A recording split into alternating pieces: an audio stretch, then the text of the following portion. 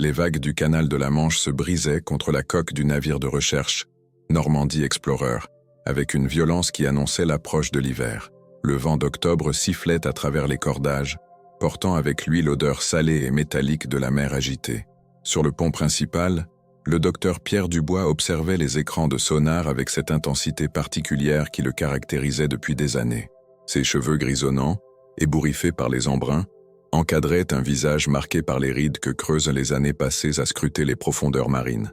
À 45 ans, Pierre avait consacré sa vie entière à révéler les secrets que l'océan gardait jalousement dans ses abysses. Les conditions se dégradent rapidement, Pierre, lança Jean-Baptiste Moreau, en remontant de la cabine de pilotage, sa combinaison de plongée encore humide de sa dernière inspection des équipements. Météo France annonce des vents de force 7 dans les 2 heures qui viennent. Il faudrait peut-être songer à rentrer au port de Honfleur.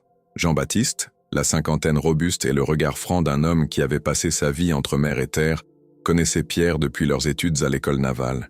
Il savait reconnaître cette lueur particulière dans les yeux de son ami, celle qui apparaissait quand une découverte importante se profilait à l'horizon. Pierre ne détourna pas le regard de ses écrans. Encore 1 heure, Jean-Baptiste. Les relevés bathymétriques montrent quelque chose d'inhabituel dans cette zone. Regarde ces formes géométriques, là, à 70 mètres de profondeur. Il pointa du doigt une série de lignes droites qui contrastaient avec les contours naturels du fond marin. La nature ne dessine pas de tels angles droits, c'est forcément d'origine humaine. Marie Leclerc émergea de la cabine de traitement des données, ses longs cheveux bruns attachés en queue de cheval pratique, tenant à la main une liasse de documents historiques qu'elle consultait depuis le matin. À 28 ans, elle possédait cette énergie communicative des jeunes chercheurs passionnés, tempérée par une rigueur académique remarquable. Pierre, j'ai vérifié les archives de la Bibliothèque nationale et les registres de la Chambre de commerce de Rouen. Cette zone correspond exactement à la dernière position connue de l'Étoile perdue, avant sa disparition en 1824. Elle déplia une carte marine ancienne sur la table de navigation, ses doigts fins traçant la route théorique du navire disparu. Le capitaine Augustin Morvan avait signalé sa position par pavillon à un autre navire marchand le 15 octobre 1824, juste avant que la tempête ne frappe. Le cœur de Pierre s'accéléra. 2 décennies de recherche sous-marine lui avaient appris à garder ses émotions sous contrôle, mais l'Étoile perdue représentait le saint Graal de l'archéologie maritime normande. Ce navire marchand de 80 mètres, construit dans les chantiers navals de Cherbourg, transportait une cargaison exceptionnelle, des œuvres d'art, des instruments scientifiques et des documents officiels destinés aux colonies françaises des Antilles. Sa disparition avait marqué l'histoire locale, laissant dans le deuil 43 familles de marins et d'artisans. Les relevés magnétométriques confirment la présence de métal en quantité importante, ajouta Marie en consultant ses notes. La signature correspond à celle d'un navire de cette époque et de cette taille. Elle leva les yeux vers Pierre, et il y lut cette excitation contenue qu'ils partageaient tous deux face à l'histoire qui prenait vie sous leurs yeux. Jean-Baptiste observait la mer de plus en plus agitée avec l'inquiétude du marin expérimenté. « Pierre, je comprends ton enthousiasme, mais regardez ces vagues. On va bientôt être dans l'impossibilité de maintenir une position stable pour des relevés précis. » Une rafale particulièrement violente fit gîter le navire, confirmant ses craintes. Pierre serra les mâchoires. Il connaissait les risques, mais quelque chose dans ses relevés l'appelait avec une force qu'il n'arrivait pas à expliquer rationnellement. Depuis la mort de sa femme Claire 3 ans plus tôt, emporté par un cancer fulgurant, il s'était réfugié dans ses recherches, avec une intensité qui inquiétait parfois ses proches. Les profondeurs marines étaient devenues son sanctuaire, le seul endroit où il pouvait échapper à la douleur du manque. Une dernière plongée de reconnaissance, Jean-Baptiste. 30 minutes maximum juste pour confirmer visuellement ce que les instruments nous montrent. Pierre enfila déjà sa combinaison étanche, ses gestes précis trahissant des années d'expérience. Si c'est vraiment l'Étoile perdue, on ne peut pas repartir sans avoir au moins des images de confirmation. Marie intervint avec diplomatie. Pierre, et si on utilisait le ROV télécommandé plutôt? Les conditions ne sont vraiment pas idéales pour une plongée humaine, et on obtiendrait des images de qualité équivalentes. Le petit robot sous-marin équipé de caméras haute définition représentait un compromis raisonnable entre prudence et efficacité scientifique. Jean-Baptiste approuva d'un hochement de tête. Marie a raison. Le ROV peut descendre immédiatement, et si les conditions empirent, on le remonte sans risquer une vie humaine. Il se dirigea vers les commandes du robot submersible, vérifiant rapidement les systèmes de navigation et d'éclairage. 15 minutes plus tard, les 3 chercheurs étaient penchés sur l'écran de contrôle du ROV qui descendait lentement vers les coordonnées suspectes. L'eau verdâtre du canal laissait progressivement place à l'obscurité profonde des grands fonds. Les projecteurs du robot balayaient un paysage sous-marin désolé, parsemé de rochers et de débris modernes. 68 mètres de profondeur, annonça Jean-Baptiste en surveillant les instruments. On approche de la zone cible. Soudain, une forme émergea de l'obscurité. D'abord indistincte, elle se précisa rapidement sous l'éclairage puissant du ROV. Une structure en bois, partiellement ensevelie dans le sable et les sédiments, mais dont les contours caractéristiques ne laissaient aucun doute possible. « Mon Dieu !» murmura Pierre, la voix étranglée par l'émotion. « C'est la proue. Regardez ces sculptures, ces ornements. C'est exactement conforme aux descriptions d'époque. » Marie saisit convulsivement le bras de Pierre. Les registres mentionnaient une figure de proue, représentant une étoile à 5 branches entourée de motifs floraux. C'est exactement ce qu'on voit là. Le ROV continua sa progression le long de la coque, révélant l'état remarquable de conservation du navire. Les eaux froides et peu oxygénées du canal avaient protégé le bois des dégradations habituelles. On distinguait encore les détails de la construction, les joints entre les planches, même des fragments de cordage. Pierre sentit ses jambes se dérober sous lui. 20 ans de recherche, des centaines de plongées, des milliers d'heures passées dans les archives, et voilà que l'étoile perdue se dévoilait enfin à eux. Il prit une profonde inspiration, et d'une voix tremblante d'émotion mais claire, prononça les mots qui changeraient en sa vie. Il est là, le navire disparu depuis 200 ans. Marie et Jean-Baptiste se figèrent. Le silence qui suivit fut seulement troublé par le ronronnement des machines et le clapotis des vagues contre la coque. Pierre venait de confirmer l'une des découvertes les plus importantes de l'archéologie maritime française moderne. « Et maintenant ?» demanda doucement Marie, consciente que cet instant marquait un tournant décisif. Pierre contempla l'écran où reposait, majestueux malgré ses 2 siècles sous les eaux, le navire de ses rêves. Il ne savait pas encore que cette découverte allait attirer bien plus que l'attention de la communauté scientifique, ni que tout le monde le chercherait bientôt, mais pour des raisons qu'il était loin d'imaginer. La nouvelle de la découverte se répandit dans le milieu archéologique français avec la rapidité d'une traînée de poudre. Dès le lendemain de leur retour au port de Honfleur, Pierre se retrouva submergé d'appels téléphoniques, de courriels et de demandes d'interview. Dans son bureau exigu de l'Institut maritime de Caen, encombré de cartes marines et de maquettes de navires anciens, il tentait de préserver un semblant de calme face à l'effervescence qui s'emparait du monde scientifique.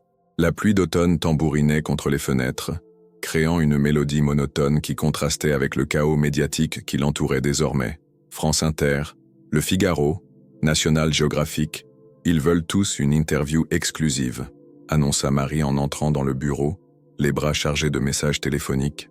Ses joues étaient rosies par l'excitation, mais Pierre détectait aussi une pointe d'anxiété dans son regard.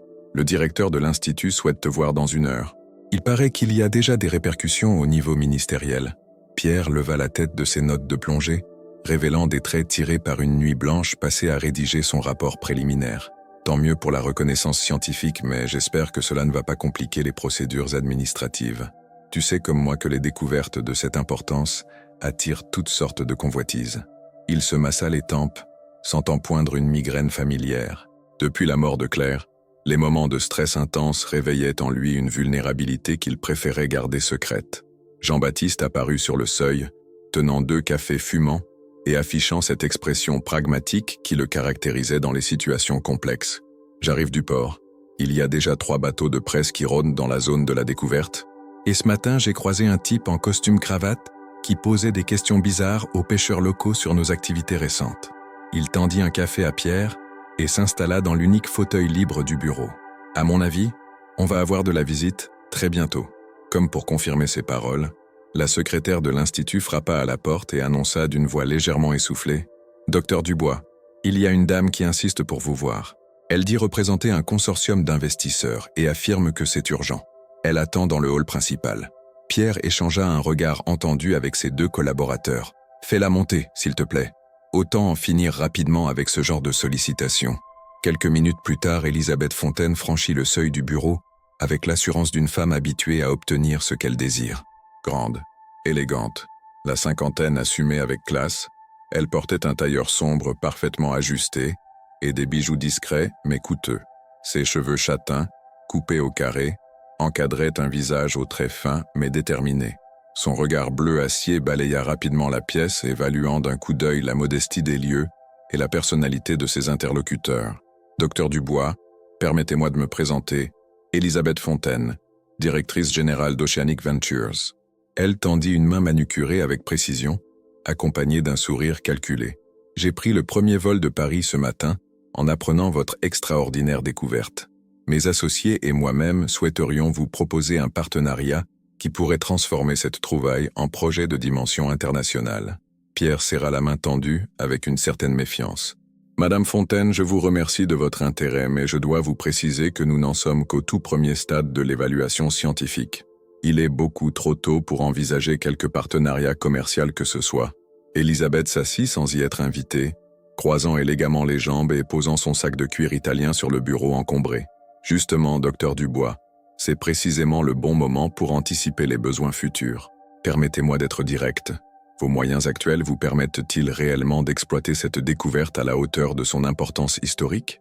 Son regard parcourut ostensiblement le bureau modeste, s'attardant sur l'équipement vieillissant et les meubles fatigués. Marie se raidit, percevant l'insulte à peine voilée. « Madame, l'Institut maritime de Caen possède une réputation internationale excellente dans le domaine de l'archéologie sous-marine. Nos publications sont reconnues par toutes les universités européennes. Je n'en doute pas, mademoiselle. » Elisabeth attendit une présentation qui ne vint pas, puis continua avec un sourire condescendant. Cependant, la reconnaissance académique et les moyens financiers sont deux choses différentes.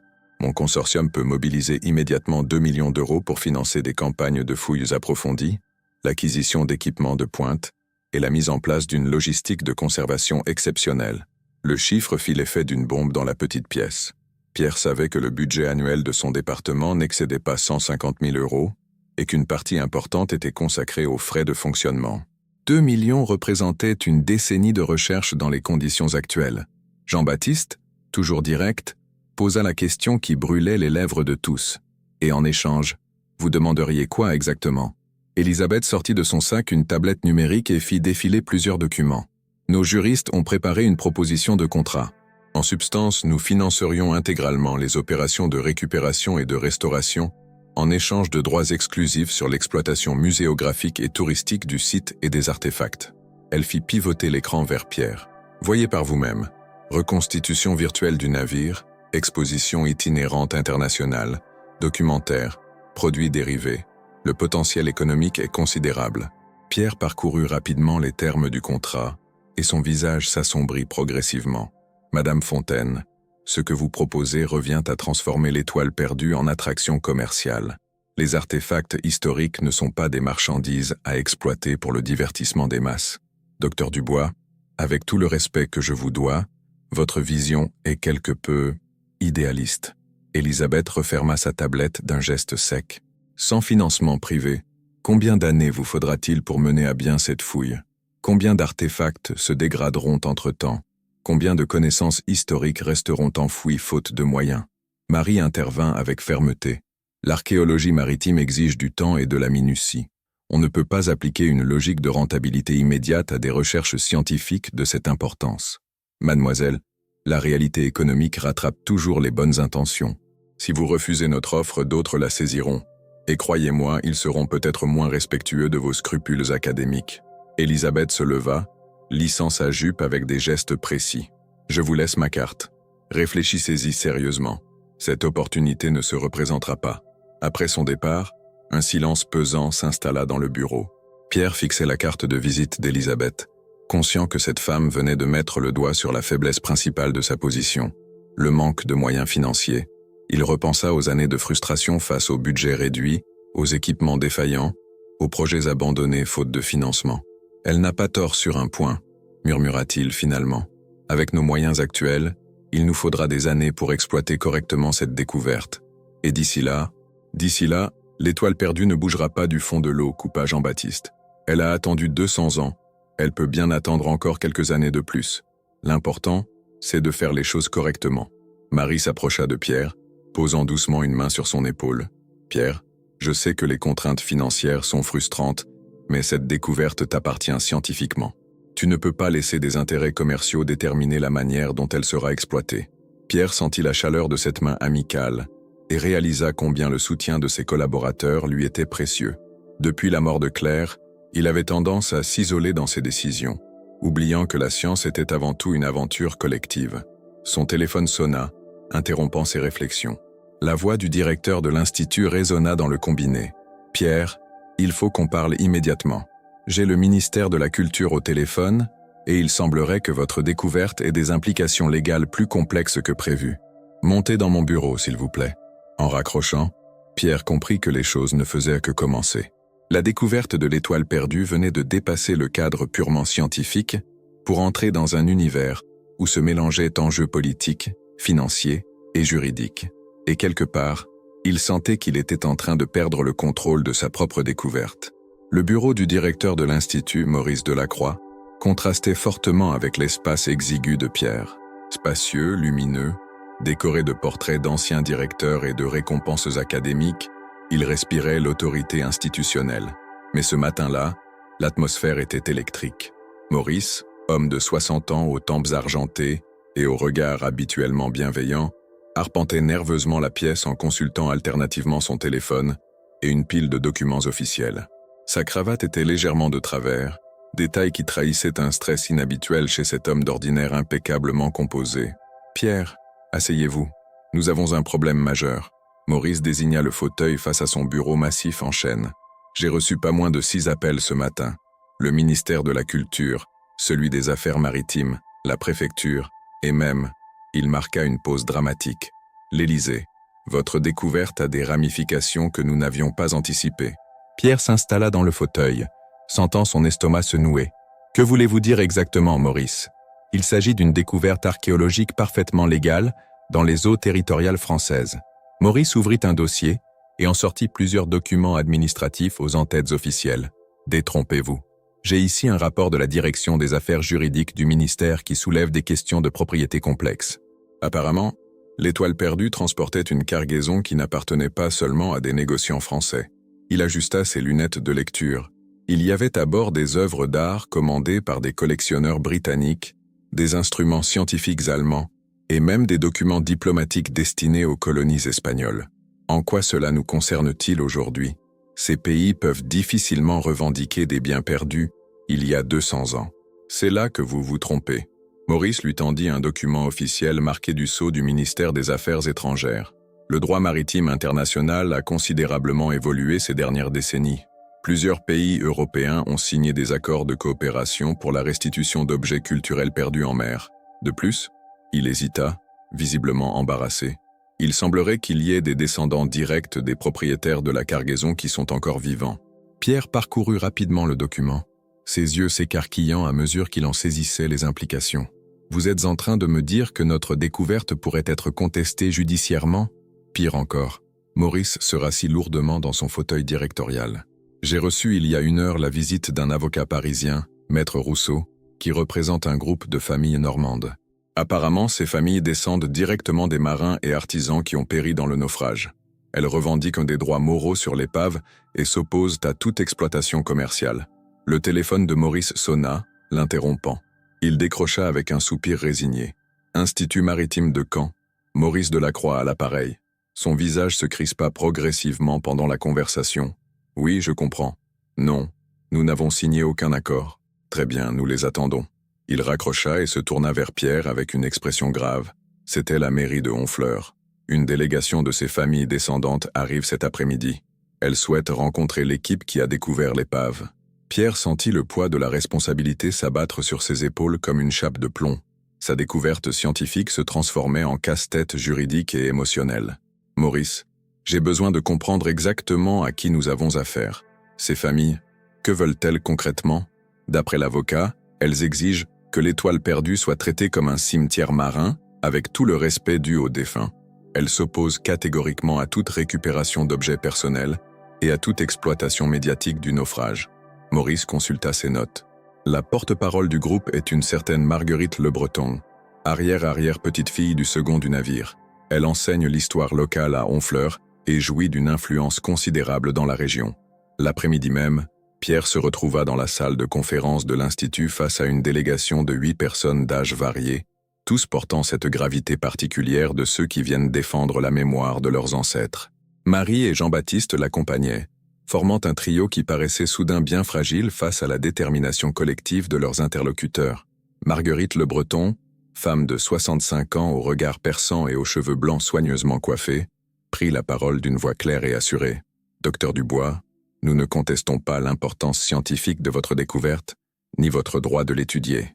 Mais nous ne pouvons accepter que l'étoile perdue devienne un objet de spectacle ou de profit commercial. » Elle ouvrit un classeur rempli de documents généalogiques et de photographies anciennes. « Permettez-moi de vous présenter nos familles. » Elle désigna tour à tour chaque membre de la délégation, détaillant leurs liens familiaux avec les victimes du naufrage. Voici François Dubourg, descendant du charpentier naval Auguste Dubourg.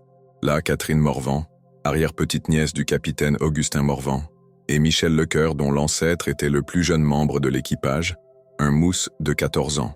Chaque nom évoqué donnait une réalité humaine bouleversante au naufrage que Pierre n'avait jusqu'alors considéré que sous l'angle scientifique. Pierre se sentit profondément troublé par cette dimension familiale qu'il n'avait pas anticipée. « Madame Le Breton, je comprends vos préoccupations et je respecte la mémoire de vos ancêtres. Mais l'archéologie maritime permet justement de rendre hommage à leur histoire, de la préserver pour les générations futures. Docteur Dubois, intervint François Dubourg, homme d'une 50aine d'années au visage buriné par les embruns, mon arrière-grand-père Auguste a laissé derrière lui une veuve et 3 enfants en bas âge. Cette famille a vécu dans la misère pendant des décennies à cause de ce naufrage. Aujourd'hui, vous me demandez d'accepter que des investisseurs s'enrichissent sur leur malheur. » Marie tenta de temporiser. « Monsieur Dubourg, nous n'avons signé aucun accord commercial.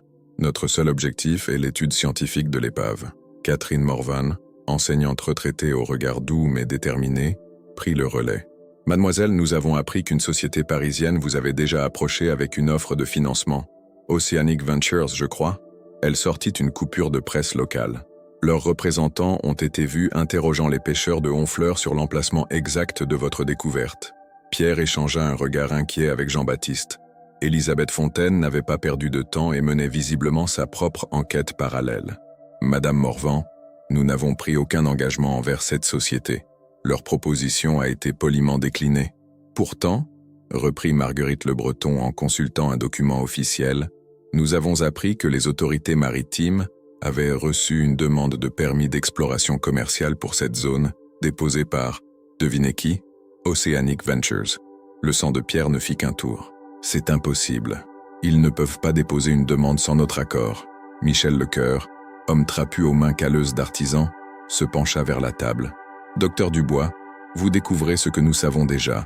Quand l'argent entre en jeu, les scrupules disparaissent rapidement. Notre crainte, c'est que vous vous fassiez dépasser par des forces qui vous échappent. Un silence pesant s'installa dans la salle. Pierre réalisait que sa découverte lui échappait effectivement, emporté par des courants qu'il n'avait pas vus venir. D'un côté, les pressions financières et institutionnelles le poussaient vers des compromis qu'il répugnait à accepter. De l'autre, ses familles légitimement attachées à la mémoire de leurs ancêtres lui rappelaient que derrière chaque découverte archéologique se cachent des histoires humaines réelles. « Que proposez-vous concrètement ?» demanda-t-il finalement. Marguerite consulta rapidement ses collègues du regard avant de répondre. « Nous proposons la création d'un comité de surveillance éthique composé de représentants de nos familles, de scientifiques et d'autorités locales. Toute décision concernant l'étoile perdue devrait être prise en concertation avec ce comité. » Pierre sentit que cette proposition, bien que compliquant considérablement ses recherches, offrait peut-être une voie honorable pour concilier science et respect humain. Mais il savait aussi qu'Elisabeth Fontaine et ses associés ne renonceraient pas facilement à leurs ambitions commerciales. La bataille pour l'étoile perdue ne faisait que commencer, et il se retrouvait pris entre des forces contradictoires qui menaçaient de déchirer sa passion scientifique. 6 semaines après la découverte, une tempête hivernale balayait le littoral normand avec une violence qui rappelait étrangement celle qui avait emporté l'étoile perdue 2 siècles plus tôt. Dans la salle de réunion de la mairie de Honfleur, transformée pour l'occasion en tribunal d'arbitrage informel, l'atmosphère était aussi orageuse qu'à l'extérieur. Pierre contemplait par la fenêtre les vagues qui se brisaient contre le port historique, cherchant dans ce paysage familier la sérénité qui lui échappait depuis des semaines. Les derniers mois avaient été les plus éprouvants de sa carrière, le confrontant à des dilemmes qu'aucune formation académique ne l'avait préparé à affronter. La bataille juridique avait pris des proportions inattendues. Elisabeth Fontaine avait effectivement obtenu un permis d'exploration commerciale provisoire, en s'appuyant sur une faille législative qui permettait aux sociétés privées de revendiquer des droits d'exploitation sur les épaves non réclamées dans les eaux territoriales françaises. Parallèlement, les familles descendantes des victimes avaient déposé un recours devant le tribunal administratif de Caen, soutenu par l'Association pour la préservation du patrimoine maritime normand. Entre ces deux feux, Pierre et son équipe se retrouvaient dans une position inconfortable, leurs droits de découvreurs remis en question par des considérations qui dépassaient largement le cadre scientifique. Docteur Dubois, interpella Maître Rousseau, l'avocat représentant les familles. Pouvez-vous nous expliquer comment vous envisagez de concilier vos recherches avec le respect dû à cette sépulture marine?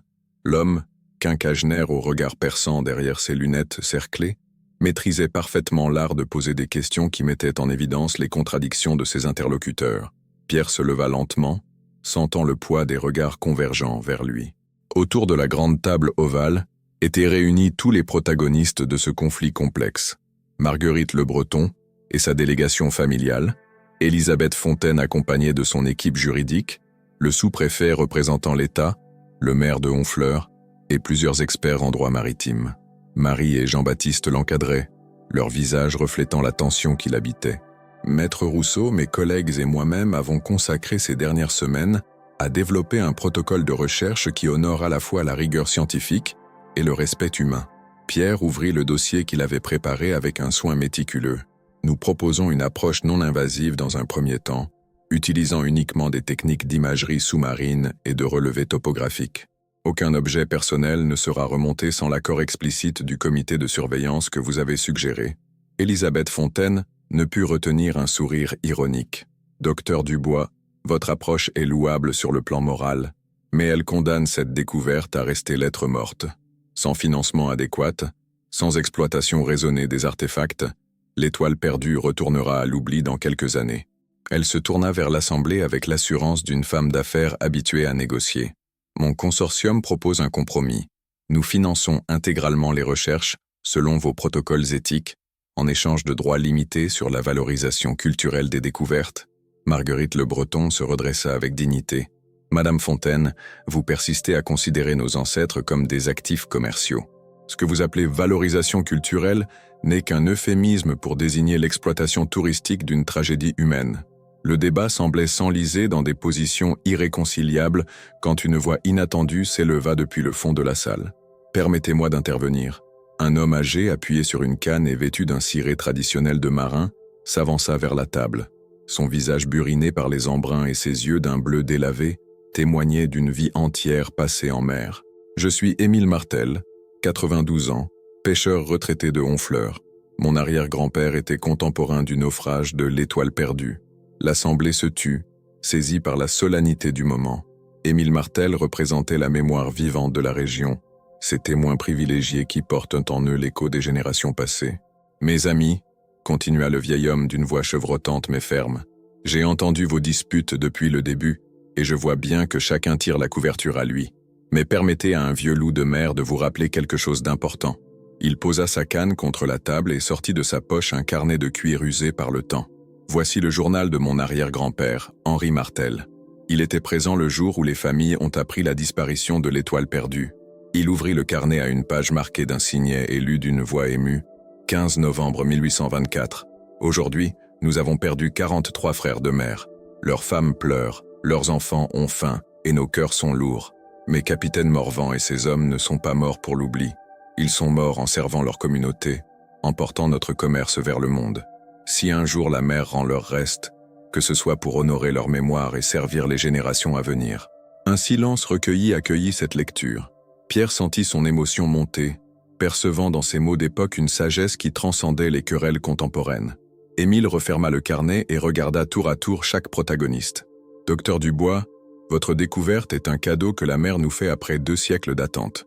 Madame Fontaine, vos moyens financiers pourraient effectivement servir à quelque chose d'utile. Et vous, descendant des victimes, votre vigilance est légitime et nécessaire. Il marqua une pause, laissant ses paroles faire leur effet. Mais au lieu de vous battre, pourquoi ne pas créer quelque chose dont nos ancêtres seraient fiers? Marie se pencha vers Pierre et murmura « Il a raison, on peut peut-être transformer ce conflit en collaboration. » Pierre hocha la tête, sentant naître en lui une idée qui pourrait réconcilier tous les intérêts en présence. Il se leva de nouveau, mais cette fois avec une détermination nouvelle. « Monsieur Martel, vos paroles nous éclairent. Je propose que nous créions ensemble la Fondation L'Étoile Perdue, une structure à but non lucratif qui réunirait tous les acteurs autour d'un projet commun. » Il se tourna vers Elisabeth. « Madame Fontaine, au lieu d'exploiter commercialement l'épave, votre consortium pourrait devenir le mécène principal de cette fondation, bénéficiant d'une reconnaissance culturelle et d'avantages fiscaux considérables. » Puis vers Marguerite, « Madame Le Breton, les familles seraient représentées au conseil d'administration et participeraient à toutes les décisions concernant les recherches et la mémorialisation du site. » L'idée fit son chemin dans les esprits. Le sous-préfet intervint. « Cette proposition a le mérite de réconcilier intérêt public et financement privé. L'État pourrait soutenir une telle initiative. » Elisabeth Fontaine réfléchit quelques instants avant de répondre. « Docteur Dubois, votre proposition mérite considération, mais j'aurais besoin de garanties sur la visibilité médiatique et l'impact culturel du projet. » « Imaginez, » reprit Pierre avec enthousiasme, « un centre d'interprétation maritime à Honfleur, des programmes éducatifs dans les écoles normandes, des bourses de recherche en archéologie sous-marine, le tout financé de manière pérenne et géré de manière transparente. » Marguerite consulta rapidement ses collègues du regard. Cette approche respecte nos exigences éthiques tout en donnant un sens constructif à la mémoire de nos ancêtres. Jean-Baptiste, pragmatique comme toujours, ajouta « Et scientifiquement, cela nous donnerait les moyens de mener des recherches exemplaires qui pourraient me servir de modèle pour d'autres découvertes similaires. » Les semaines qui suivirent furent consacrées à la rédaction des statuts de la Fondation et à la négociation des modalités de financement. Pierre découvrit des aspects de la gestion de projet qu'il n'avait jamais soupçonnés, mais il trouvait dans cette diversité une richesse humaine qui enrichissait sa vision de la recherche scientifique. Le jour où la Fondation L'Étoile Perdue fut officiellement créée, Pierre se tenait sur le port de Honfleur, regardant la mer qui avait gardé si longtemps le secret du navire disparu.